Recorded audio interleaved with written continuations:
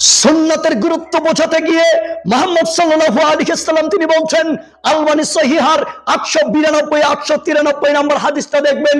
Utba ইবনে গাজওয়ান রাদিয়াল্লাহু তাআলা আনহু বলছেন, রাসূল সাল্লাল্লাহু আলাইহি ওয়াসাল্লাম বলছেন, ইন্না মিন আরাইকুম আইয়ামিস সাবরি, তোমাদের সামনে রয়েছে ধৈর্যের সময়।